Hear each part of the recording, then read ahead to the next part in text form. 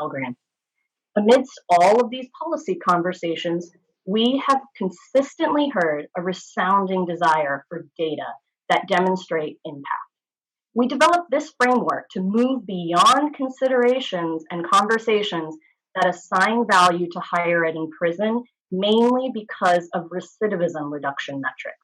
If we don't measure the value of higher education writ large by its impact on public safety, why should we limit our understanding of higher education in prison to reincarceration rates?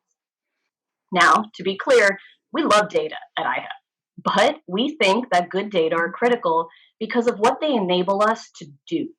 And in this case, we believe higher ed in prison needs to be valued for much more than its ability to disrupt cycles of mass incarceration.